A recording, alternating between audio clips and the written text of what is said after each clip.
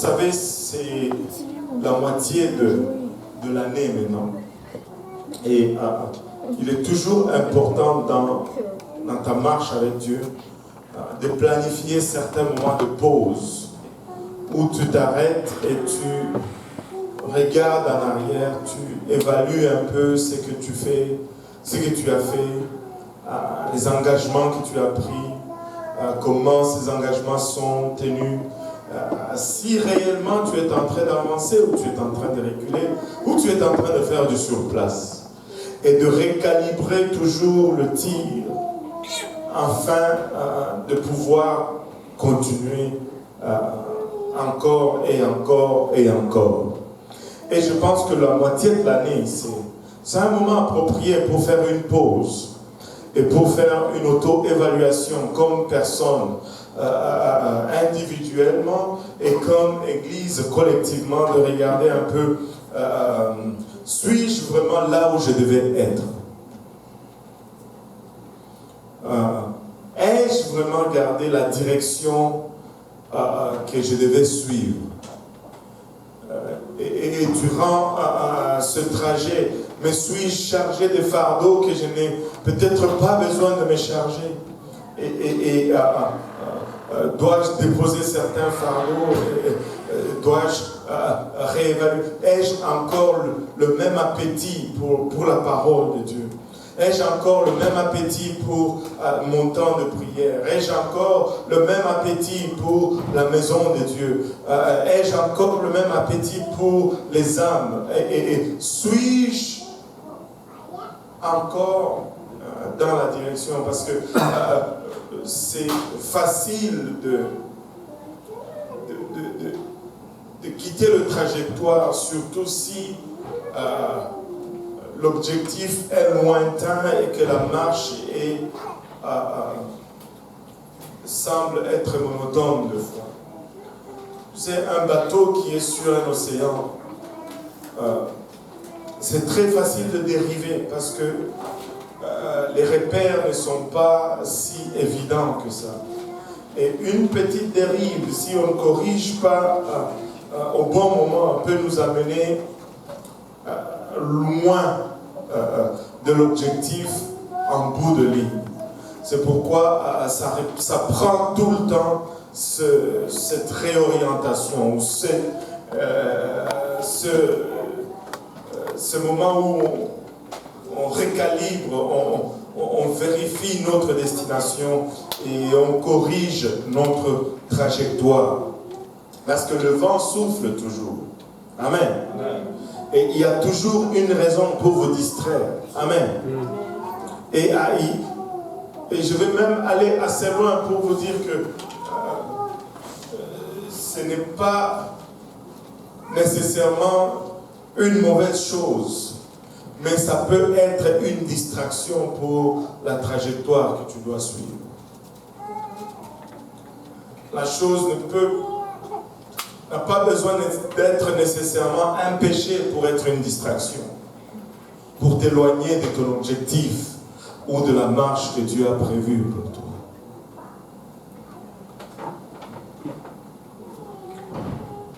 En ce milieu d'année, si nous regardons en début d'année, qui a fait des engagements vis-à-vis du Seigneur? Alléluia. On a fait tous des engagements. Je vais lire la Bible. Pour cette année, je vais lire la Bible de Genèse à Apocalypse. Maintenant, es-tu déjà arrivé dans le psaume 119? Si tu n'es pas encore arrivé de Genèse à psaume 119, tu as du rattrapage à faire. Amen. Amen. Alléluia. Amen. Tu dois augmenter tes bouchées. Amen. Tu t'es dit par exemple cette année 2016, comme c'est 2016, je vais gagner 16 âmes au Seigneur. Vous savez, des choses qu'on s'est dit des fois. Et là, on est à moitié de l'année. Bon, cette première âme, tu hésites encore à lui témoigner la parole. Tu hésites encore à l'inviter à l'église. Mais là, il ne te reste plus que 5 mois pour gagner ce César. Alléluia. Maintenant, laisse-moi te dire ceci.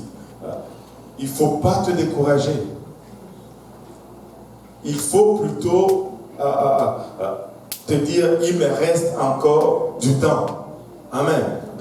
Moi, je crois que si vraiment tu as dit que tu allais gagner 16 âmes cette année, moi je crois, en tout cas, en ce qui me concerne, moi et le Seigneur, nous croyons que tu peux encore gagner 16 âmes pour le temps qui reste durant cette année. Mais il faut que tu fasses quelque chose là-dessus. Amen. Je me rappelle de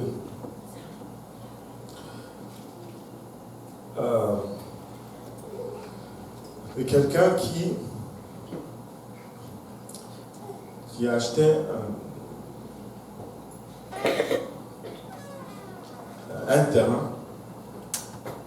Auparavant, le terrain était inhabité. Et là, il a acheté cela, il a commencé à entretenir. Après, il a commencé à planter des choses là-dessus et c'était beau. Et quelqu'un est venu le voir et dit, waouh, ce terrain, c'est beau aujourd'hui, c'est un beau jardin. Hein? Vraiment, tu vois ce que Dieu a fait avec ce jardin aujourd'hui. Et puis le propriétaire le regarde et lui dit, bah, tu aurais dû le voir quand Dieu était le seul propriétaire. En d'autres termes, Dieu a besoin de tes mains. Moi et Dieu, nous croyons que tu peux gagner ces 16 ans. Mais vas-tu faire quelque chose par rapport? Amen. Amen. Alléluia. Maintenant, ça aurait été facile si on se disait tout simplement, je vais gagner 16 âmes, et puis, boum, je sors, et il n'y a aucune intimidation. Eh, messieurs, venez à l'église. Et la personne que tu vas inviter à l'église dit, oui, je viens demain. Et demain, elle est là avec toute sa famille. Et là, tu rentres chez toi. Ouais, je me suis fait baptiser aujourd'hui, j'ai reçu le Saint-Esprit. Et là, tes parents te sautent au cou. Et c'est la fête. On invite toute la famille. Ça aurait été beau si c'était comme ça. Amen. Et tu vas à ton travail, tu dis, waouh, maintenant j'ai trouvé une église, je suis chrétien, et Dieu me promet de grandes choses, et ton patron dit, oh super, en passant, on ne va plus te donner des horaires compliqués. Tous les soirs et les fins de semaine, tu les as libres. Et à chaque fois qu'il y a une conférence à ton église, tu as congé payé. Et ça, on aurait aimé que ça soit comme ça. Amen. Mais attendez, vous applaudissez trop vite. La réalité n'est pas comme ça. Il y a un ennemi.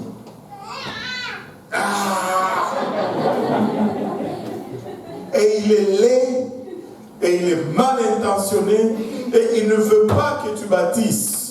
Il ne veut pas que tu invites. Il ne veut pas que tu grandisses. Il ne veut pas que tu gardes le cap. Et il va tout faire pour t'entraver.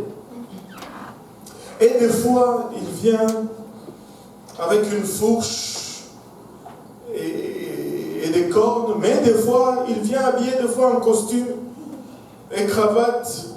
Et là, on a des difficultés à l'identifier. Des fois, il vient même en jupe et en robe et tout ça.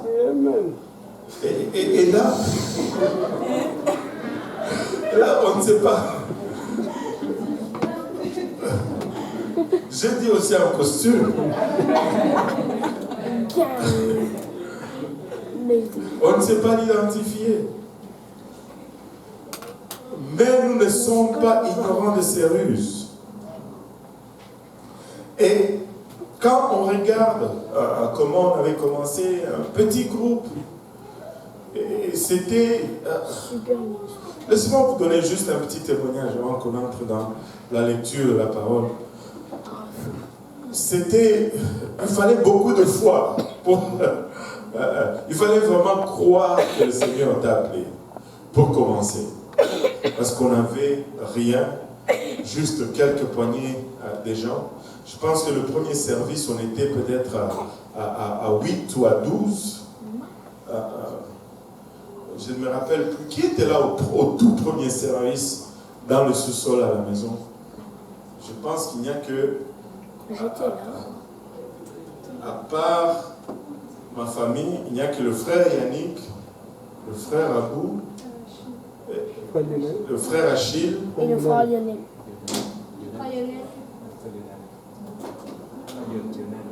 Frère Lionel était là pour le premier service. Frère Nono, je ne pense pas. Et le service était en fait dans le sous-sol, chez moi. Et là, dans le coin du garage, là où est la chambre de Palinda et Vanessa maintenant, c'est juste là. C'était là. Et on a mis un rideau devant l'armoire pour cacher, parce qu'on a poussé tous les jouets là-dedans. Bon, on ne veut pas que l'église ressemble à une garderie, donc on met un rideau improvisé devant. On imprime un verset rapidement, on l'accroche à ces rideaux et on met une chaise en avant comme chair et puis on a commencé comme ça. C'était le tout premier service. Et dans le milieu du service, on s'est rappelé qu'on devait... Enfin, je pense que c'est moi-même qui avais fait le service de chant, vous vous imaginez. C'est moi qui avais fait les chants. Ouais, vous vous imaginez un peu. C'était catastrophique. Et il y avait tous les éléments étaient réunis pour qu'on ne croie pas que ça va marcher. Et en plein milieu de service, on s'est rappelé qu'on devait faire l'offrande. C'est pas qui on a envoyé en haut. Peut-être Johnny ou quelque chose. Va chercher un plat pour l'offrande. Il est venu avec le bol de céréales vert. Je ne sais pas si on a encore cette assiette à la maison. On l'a encore. On a encore cette on l'a non. plus. C'est Non, on a dit qu'on l'a. Ça, c'est une pièce à conviction qu'on doit garder. On doit l'accrocher quelque part. Et je me rappelle, le première offrande, c'était $17. Waouh! Et on a commencé. C'était $17 et on a commencé l'église. L'église de l'Est est née. Le diable pouvait juste faire boum et tout le monde fouillait. Parce qu'on n'avait rien. Mais on a commencé. Ne néglige pas le début de faibles commencements. Regardez ceci. Néhémie chapitre 4.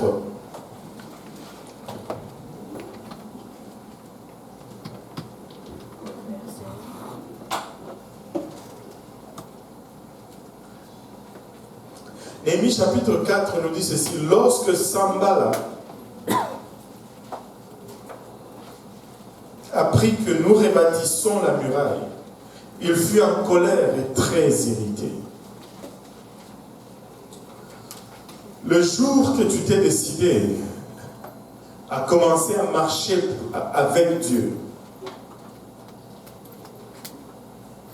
ton ennemi était très en colère et il était très irrité.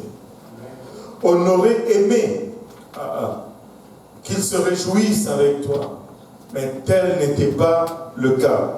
Il était très en colère et il était très irrité. Regardez sa première réaction. Au verset 2, la Bible nous dit « Il se moqua de Juifs et dit devant ses frères et devant les soldats de Samarie, à quoi travaillent ces Juifs impuissants?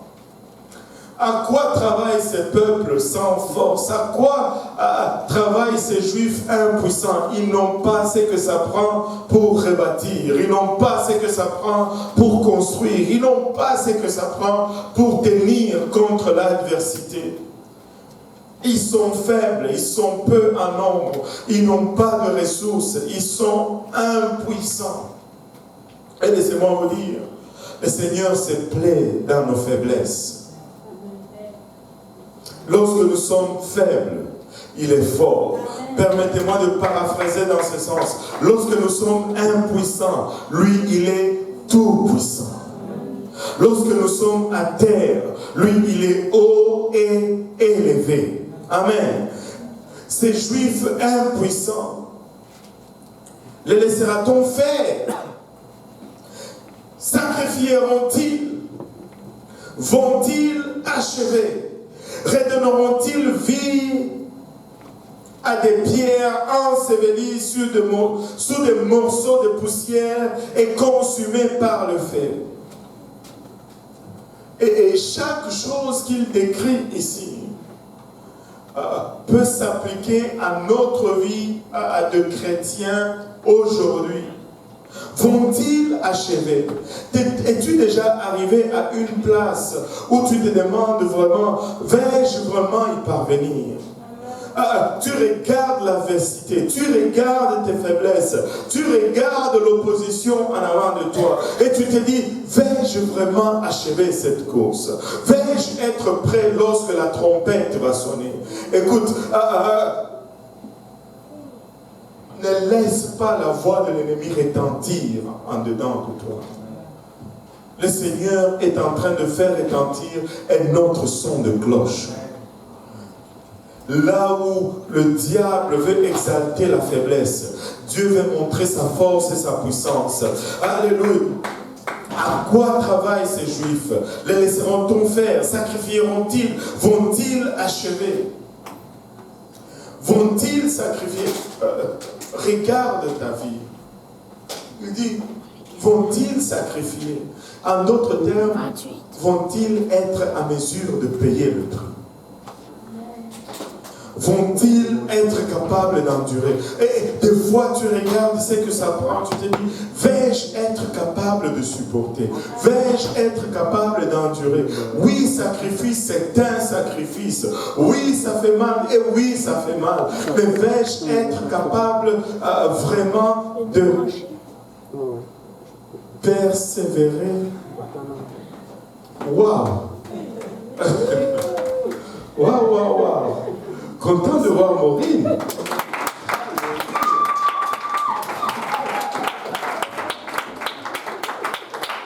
Oh, ça fait plaisir. Alléluia. Oh. Les enfants là, à la maison, ça fait plaisir. Écoutez, ça ne se passe pas comme ça dans toutes les églises. Parce que nous sommes une famille. Amen. Alléluia. Gloire au nom de Jésus. Alléluia. Alléluia. Gloire au nom de Jésus.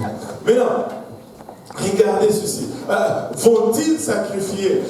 Laisse-moi te poser cette question. Vas-tu sacrifier? Es-tu prêt à payer le prix?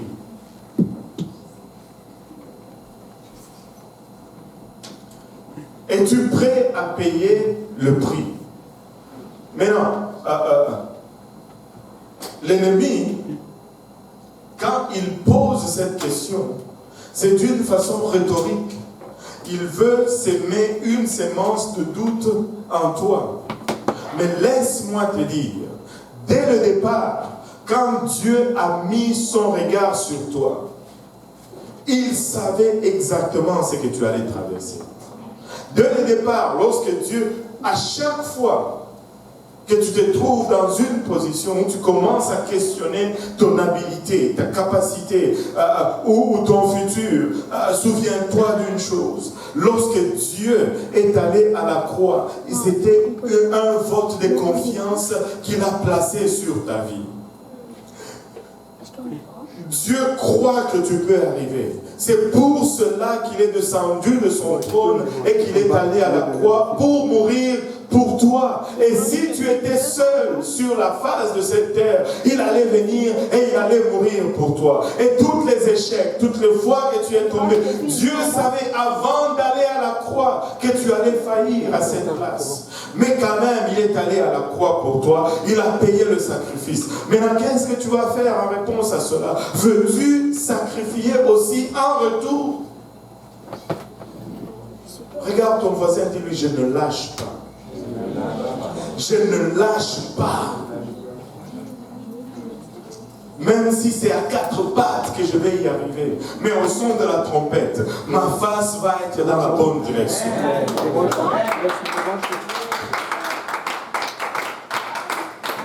Je vais sacrifier. Dis à ton voisin, je veux sacrifier. Je vais sacrifier. Alléluia. Je vais sacrifier. Alléluia. Je veux sacrifier. Alléluia. Vont-ils achever? Oui, nous allons achever. Oui, nous allons tenir ferme. Oui, des fois, oui, c'est difficile d'avancer. Des fois, tu te sens que tu dois littéralement soulever une jambe pour la placer en avant de l'autre. Mais si je sais que ça va prendre, c'est ça que ça va prendre. Mais nous allons avancer. Nous allons pousser vers l'avant et nous allons achever cette course. Regarde ton voisin, dis-lui, je vais achever cette course. Alléluia. Je vais achever cette course. Redonneront-ils vie à des pierres ensevelies sous des monceaux de poussière et consumées par les feux? Écoutez, la Bible nous dit que nous sommes des pierres vivantes qui constituent l'édifice qu'on appelle l'église de Christ. Et dans cette course, ce n'est pas seulement une question de toi. Si c'était juste pour moi, peut-être que j'aurais déjà abandonné. Amen. Mais ce n'est pas seulement une question de toi. Il y a des gens autour de toi. Il y a tes petits frères, il y a tes petites soeurs, il y a tes enfants, il y a tes oncles, il y a tes parents. Écoute, je dois achever cette course. Vous savez, aujourd'hui je suis retourné à la maison et j'étais abattu. Je me suis allongé sur le lit 10 minutes. Et je me suis levé, je suis allé, j'ai fait une douche rapide. Je suis retourné dans la chambre. Juste à côté de... Comment on appelle ça, le truc là avec le miroir? La commode. Juste sur la commode là de côté. Il y a un CD qu'on a fait, le funérailles de mon père. Et là, j'ai lu là-dessus, funérailles de papa Mutombo Muyumba Gaston. Et je regarde la pochette de ce CD, je dis, waouh, lui il a achevé sa course. Je dis, moi aussi je vais achever cette course. Je vais y arriver. Il n'est pas seulement question de moi. Des fois nous devons sortir. Des fois nous avons cette fausse humilité. Non. Des fois c'est juste de l'orgueil déguisé. Il n'est pas juste question de moi. Et je ne suis pas le seul en jeu. Il y a des gens autour de moi. Il y a toute une église autour de moi. Il y a toute une communauté autour de moi. Il y a des enfants autour de moi. Il y a ma famille autour de moi. Et écoute, je vais achever cette course. Tu dois achever cette course. Tu dois payer le prix. Tu dois sacrifier. Tu dois sacrifier. Je dois mourir à moi-même. Je dois sacrifier. Amen. Redonneront-ils vie à des pierres ensevelies sous des morceaux de poussière et consumées par le feu? Et tu regardes des fois la dévastation que le diable a fait autour de nous. Oui, c'est des pierres ensevelies sous la poussière. Oui, mais si nous persévérons, si nous payons le sacrifice, si nous gardons le cap. Nous allons redonner la vie à ces pierres, peu importe combien enfouis ils sont sous la poussière. Nous allons y arriver. Amen. Nous allons y arriver. Nous allons y arriver. Nous allons y arriver. Et consumé par le feu. Tobie l'Ammonite était à côté de lui et il dit qu'il bâtisse seulement.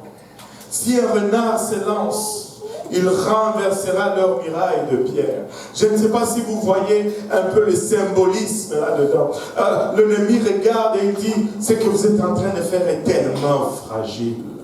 C'est tellement superficiel, de sorte que si juste un renard saute à travers le mur, tout s'écroule.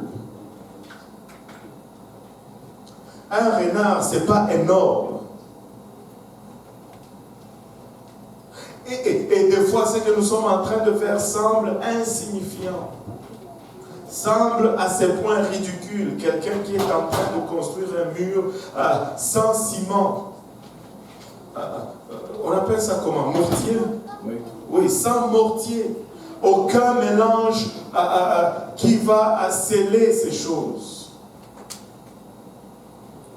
Et cela ressemble à cela. Laissez-moi vous dire ceci. Si nous nous tenons fermes, le renard va sauter dans ce mur. Et il va en sortir avec le nez aplati. Je veux tenir ferme. Je veux tenir ferme. Je veux sacrifier. Je veux revoir ma course. Je veux persévérer. Amen. Je veux y arriver. Écoute, oh notre Dieu. Là, c'est Néhémie qui commence à parler ici. Écoute, oh notre Dieu, comme nous sommes méprisés. Fais retomber leurs insultes sur leur tête et livre-les au pillage sur une terre où ils soient captifs. Ne pardonne pas leurs iniquités, que leurs péchés ne soient pas effacés de devant toi, car ils ont offensé ceux qui bâtissent. Regardez le verset 6. Nous rebâtîmes la muraille. Nous allons rebâtir. L'œuvre de Dieu va s'élever. Nous allons le faire. On va juste lire un peu. Nous rebâtîmes la muraille qui fut partout achevée jusqu'à la moitié de sa hauteur. Et le peuple prit à cœur ce travail. Mais Sambal, Tobija, les Arabes, les Ammonites et les Asdodiens furent très irrités en apprenant que la réparation des murs avançait et que les brèches commençaient à se fermer. Ils se liguèrent tous ensemble pour venir attaquer Jérusalem et lui causer du dommage. Nous priâmes notre Dieu et nous établîmes une garde jour et nuit pour nous défendre contre leurs attaques. Cependant, Juda disait, les forces manquent à ceux qui portent le fardeau. Et les décombres sont considérables. Nous ne pourrons pas bâtir la muraille. Et nos ennemis disaient, ils ne sauront et ne verront rien jusqu'à ce que nous arriverons au milieu d'eux. Nous les tuerons et nous les ferons ainsi cesser, l'ouvrage. Regardez ceci.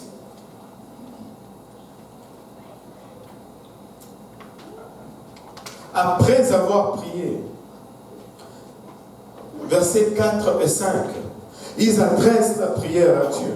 Et le verset 6 nous dit, nous rebâtîmes la muraille qui fut partout achevée jusqu'à la moitié de sa hauteur. La muraille n'était pas achevée, mais ils étaient à la moitié de la hauteur. La muraille n'était pas achevée, mais les brèches commençaient à être fermées. La muraille n'était pas achevée, mais l'accès à l'ennemi commençait à être réduit. Tu aurais pensé qu'en ce moment, ils allaient encore être encouragés. Ils allaient être motivés par ce qu'ils avaient accompli. Qu'ils allaient regarder cela et dire, voici, nous avançons. Et de l'autre côté, l'ennemi allait voir cela et dire, wow, on ne peut pas rien faire parce que là, ils sont déjà à moitié. Mais les faits étaient tout contraire. Là, l'ennemi s'est encore ligué davantage. Par-dessus Sambala, il y a eu Tobija, il y a eu les Arabes, et il y a eu tous ces noms qu'on a cités qui se sont ajoutés à la liste de ceux qui se sont opposés à l'œuvre de Dieu. Et tu arrivais déjà à une place où tu penses que là, alléluia, j'ai fait une semaine, je n'ai pas failli un jour. J'ai prié chaque jour pendant une semaine. J'ai lu ma Bible chaque jour pendant une semaine. Oh, je sens que je commence à arriver à cette place où je commence à juste à cruiser dans le Seigneur. Et puis, c'est là que tu sens que tout s'élève encore contre toi. C'est là que tu sens que on a effacé tout ce que tu avais fait et c'est comme si tu devais encore recommencer. Laisse-moi te dire, ne regarde pas cela pour être encore découragé. Eux, ils ont regardé cela. Ils se sont dit, nous prions notre Dieu et nous établissons une garde jour et nuit pour nous défendre contre leurs attaques. Cependant, Judas disait, les forces manquent à ceux qui portent les fardeaux. Ils ont commencé à se décourager davantage. En ce moment, ils ont vu l'activité de l'ennemi. Laissez-moi vous dire, l'activité de l'ennemi n'est que proportionnelle à votre accomplissement. Il y a un des prédicateurs qui disait que l'opposition, c'est une flatterie de la part de l'ennemi. Parce que plus il s'oppose, il est en train de dire que tu es en train de faire quelque chose de bon. Amen. Il faut peut-être de fois le lire correctement. Au lieu d'y voir une raison de découragement, il faut plutôt y voir une raison d'encouragement et de motivation. Amen. Vous savez, avez-vous déjà joué au football américain? Oui. Il y a ceux qui sont nés ici qui ont dit oui. Le principe est celui-ci. Le terrain est divisé en deux zones. Une équipe par zone. Et l'idée, c'est d'amener la balle dans la zone de l'autre équipe. Et quand tu traverses la dernière ligne, c'est la zone de but. Quand la balle est loin sur la ligne de la zone adverse et qu'ils essaient de porter cette balle dans l'autre zone, ceux qui sont là comme opposition, c'est faible. On met des gens qui peuvent courir, qui n'ont pas de masse imposante. Mais quand cette balle arrive proche du but des zones, ils changent des joueurs. En fait, on ne peut même pas dire qu'ils changent des joueurs. Ils sortent les joueurs et ils mettent des frigos. C'est des gens carrés, qui n'ont pas de cou. Comme si la tête est attachée au tronc. Bruno Bazowski. Il est devant toi, tu dois regarder comme ça pour voir en arrière de lui. Il est carré.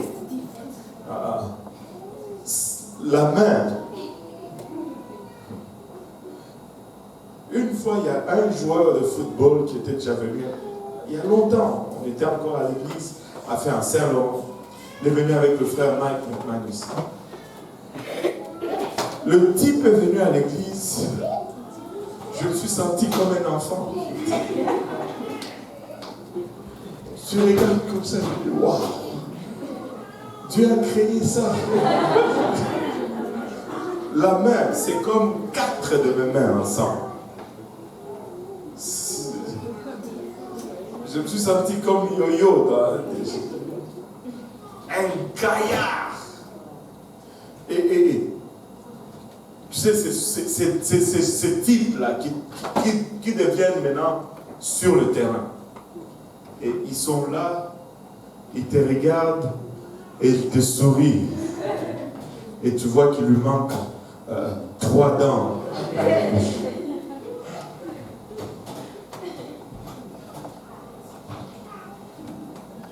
Plus tu t'approches de la zone de but, plus la défense devient dure.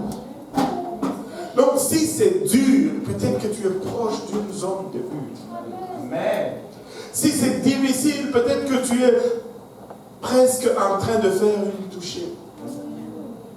Regardez, ils étaient à moitié du muraille.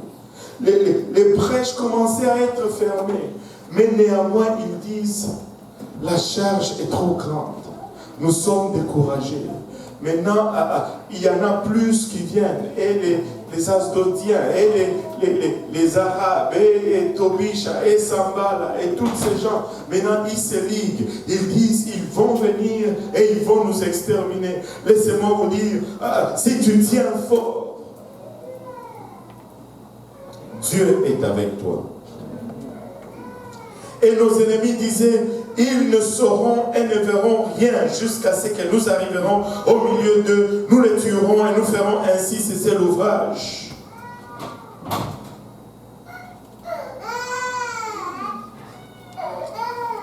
Nous ne pouvons pas arrêter la construction. Nous ne pouvons pas nous permettre d'arrêter la construction. L'ouvrage doit continuer. L'ouvrage doit continuer. La Bible nous dit au verset 12, or les Juifs qui habitaient près de 10 fois nous avertirent de tous les lieux d'où ils se rendaient vers nous. C'est pourquoi je plaçais dans les enfoncements derrière la muraille et sur les terrains secs le peuple par famille, tous avec leur épée, leur lance, leur arc.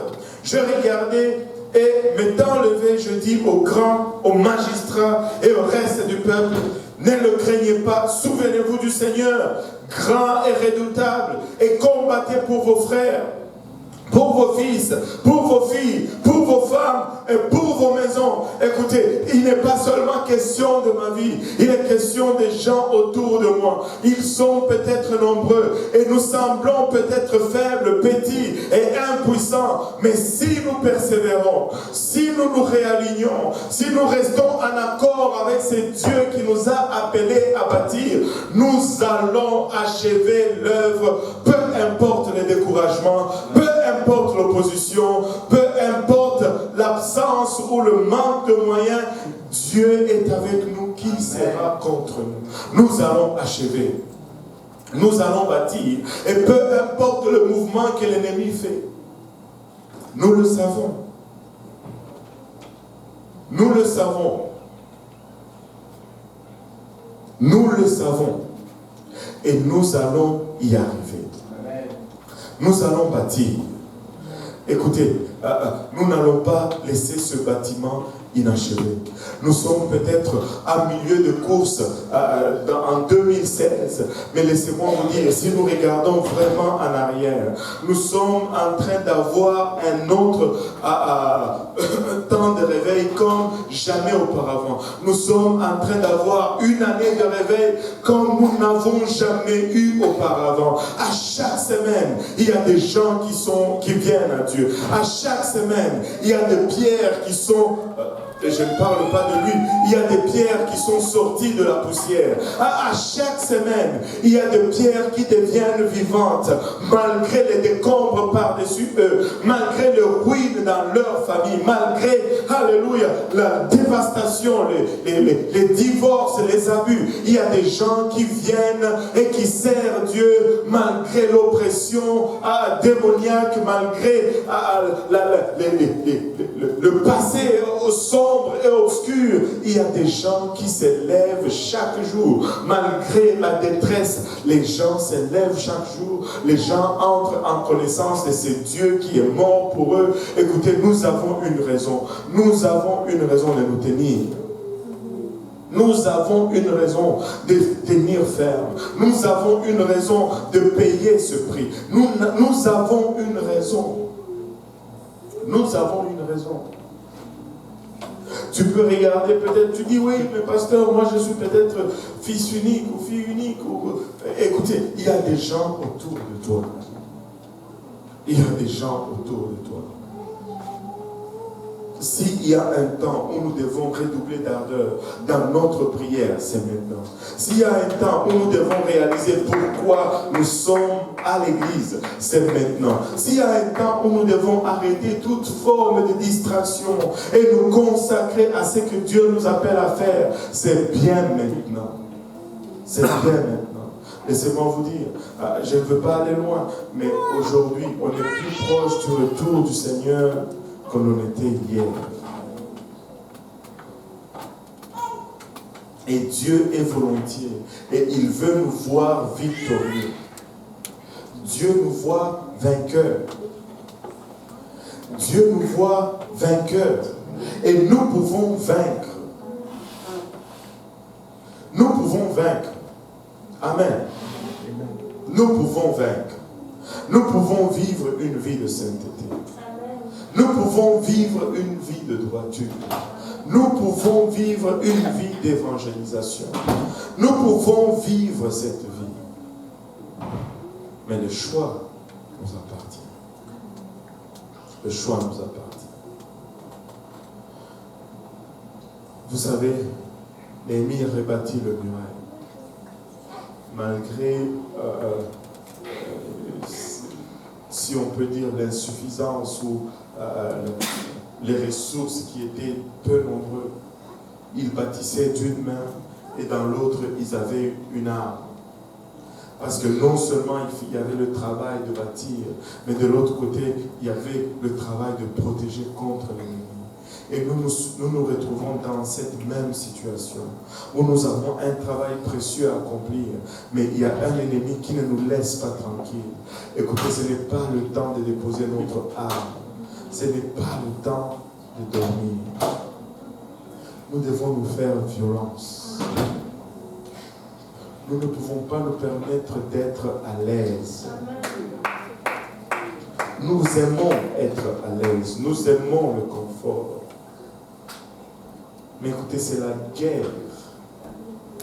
Il n'y a pas de confort à la guerre. Il n'y a pas de confort dans la guerre. Vous savez, quand nous lisons les évangiles,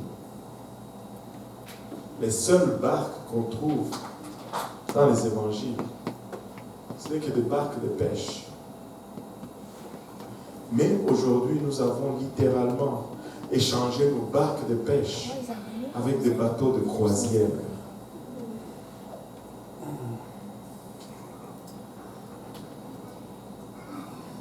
Nous ne pouvons pas être à la recherche continue du confort. Nous devons nous sacrifier. Ça se résume juste à ça. Et faisons une pause et regardons un peu d'où nous venons. Cette passion que nous avions lorsque nous sommes venus à Dieu. Est-ce qu'elle brûle encore en nous de la même façon? Cet amour que nous avions pour la maison de Dieu. Savez-vous la première fois quand je commençais à aller à l'église? Waouh! Waouh! Waouh! Mais où est passé ce waouh? Dieu n'a pas changé. Et quand on arrive à une place où on commence à prendre ce waouh pour acquis. Laisse-moi te dire une chose qui est vraie. Si tu pries chaque jour à la maison, quand tu viens à l'église, tu vas toujours être waouh. Mais quand tu traverses une phase où tu ne pries pas, tu vas venir à l'église et l'adoration va être forte. Et toi, tu vas être en train de parler avec quelqu'un d'une conversation qui ne va même pas importer avant même la fin du service. Ça ne va même pas ça ne va même pas compter avant que le service ne finisse. Mais tu manques quelque chose qui affecte ton éternité à cause de quelque chose qui ne va même pas être important 5 minutes plus tard. Mais nous pouvons retrouver à cette place de wow. Nous pouvons et nous allons le faire. Nous pouvons retourner à cette place où quand quelqu'un n'était pas encore dans cette barque de pêche avec nous, nous n'étions pas tranquilles, nous ne dormions pas. Nous prononcions leur nom continuellement devant le trône de Dieu. Seigneur, Seigneur, à telle personne que j'ai rencontrée, Seigneur. Et ça ne nous laissait pas indifférents. Alléluia. Un temps de réconsidération. Un temps où nous faisons une pause et nous nous regardons nous-mêmes en dépendant de nous sincèrement. Et je sais, l'ennemi a fait beaucoup de choses pour causer distraction, pour créer amertume, pour créer des ressentiments, de rejet, d'indignité, de toutes ces choses. Mais laissez-moi vous dire, au final, toutes ces choses ne sont que des excuses.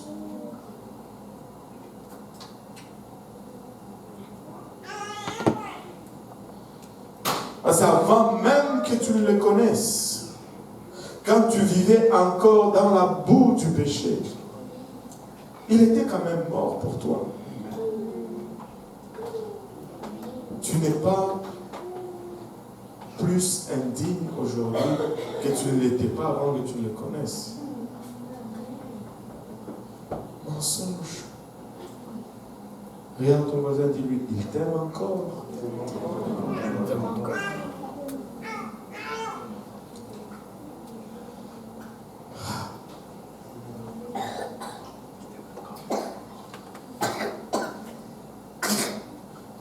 Nous allons persévérer. Amen.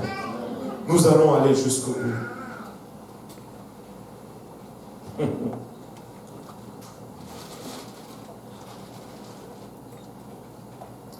Lorsque nos ennemis apprirent que nous étions avertis, Dieu anéantit leur projet et nous retournâmes tous à la muraille, chacun à son ouvrage.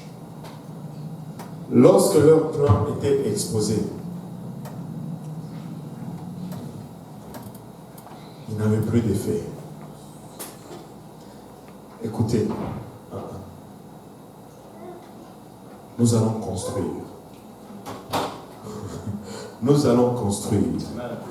Et les promesses de Dieu demeurent. Dieu t'a promis des choses quand tu es venu à lui.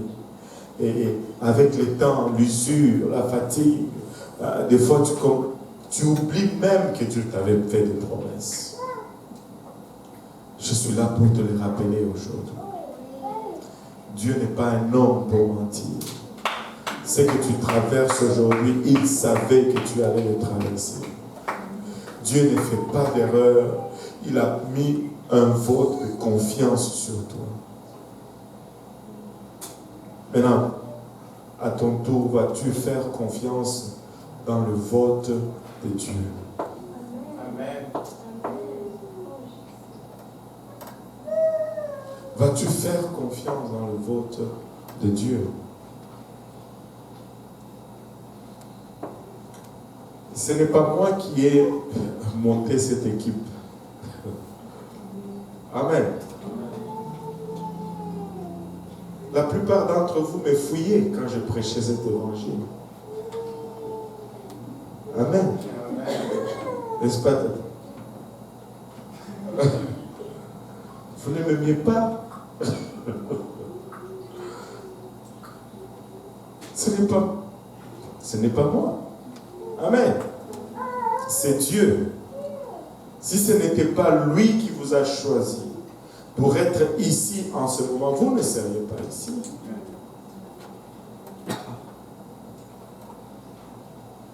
J'étais un pasteur congolais. Comment?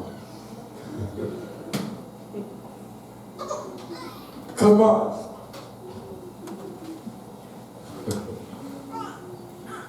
Et là, je vous dis non, vous étiez baptisé, mais ce n'était pas correct. Oh, tu étais même là.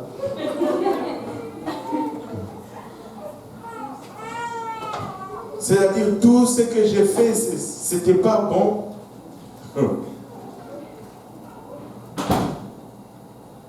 Donc, il est clair, archi clair, que ce n'est pas moi qui a monté cette équipe. Maintenant, allez-vous faire confiance en celui qui a monté cette équipe, qu'il a monté une équipe gagnante. Alléluia. Moi, je le crois. Moi, je le crois. Maintenant, si vous allez faire confiance dans le vote de Dieu, allez-vous vous lever. De quoi faire lever tout le monde. Alléluia. Alléluia. Alléluia. Nous allons faire confiance. Nous allons retourner la confiance au Seigneur. Nous allons faire confiance dans son vote. Amen. Alléluia. Et si nous allons vraiment faire confiance en son vote, nous allons venir en avant. Tous ensemble. Les hommes à ma gauche, les dames à ma droite. Parce que nous faisons confiance dans le vote du Seigneur. Le Seigneur ne se trompe jamais. Et chaque personne ici est une pierre dans cette bâtisse. Et même si tu as eu des problèmes avec la pierre à côté de toi, laisse-moi te dire, c'est la pierre que Dieu a choisie pour être à côté de toi. Amen. Alléluia, Seigneur. Oh,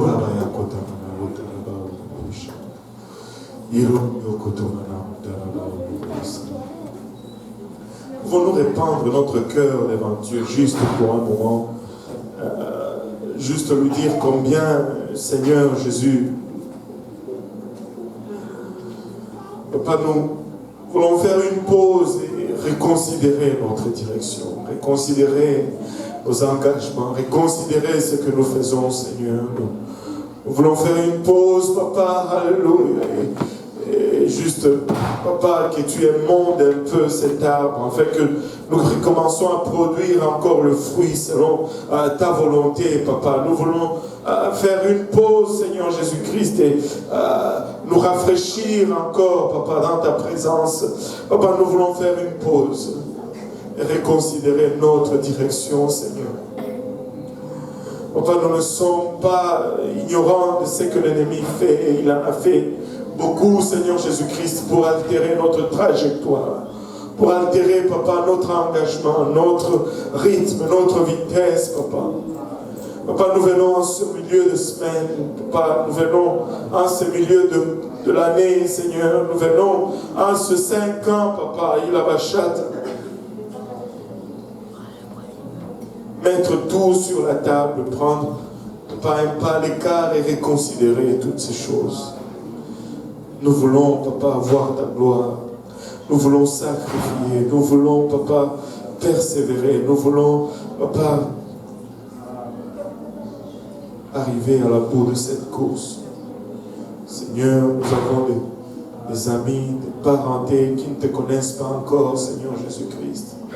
Mais nous croyons, Seigneur, Papa, qu'en persévérant, Papa, tu vas faire reluire cette lumière à travers nous. Père, nous venons avec nos défauts, nos faiblesses, Papa, nos chutes, Papa, il a bachata, nos déceptions, nos dégoûts, nos amertumes, Papa, il a bachata. Nous venons les déposer à tes pieds aujourd'hui, Seigneur. Papa, il a bachata, nous venons, Papa, humblement, Papa, pardonner à ceux qui nous ont offensés, Seigneur, afin que nous puissions recevoir pardon de ta part, Papa, pour nos propres offenses. Mais nous voulons ôter tout du chemin pour que nous puissions avancer avec assurance, Seigneur. Nous ne sommes pas ignorants, Papa, de ce que l'ennemi fait, Seigneur Jésus-Christ.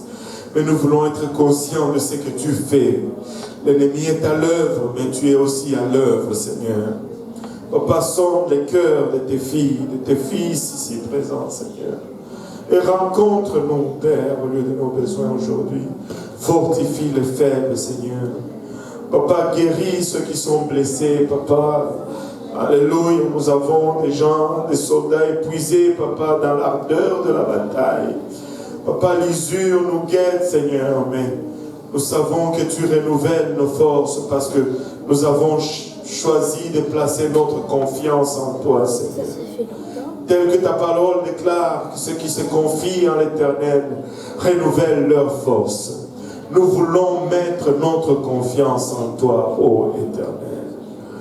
O Rabaya Kotamana Otaraba Oloboyosha. Iroboyo Kotomana Otaraba Keleya Baretaraba Oloboyosha. Kiramaya Itaraba Oloboyosha. Papa, nous en appelons à ton sang, Seigneur. Que ton sang, Papa, couvre toute blessure. Que ton sang, Papa, il abachata rafraîchisse, Papa. Alléluia. Arabaya ketamana otaraba olobuyosa. Irabaya kotamana otaraba koloya mayahet. Alléluia, Jésus. Alléluia, Seigneur. Alléluia, Jésus. Alléluia, Seigneur. Alléluia, Jésus.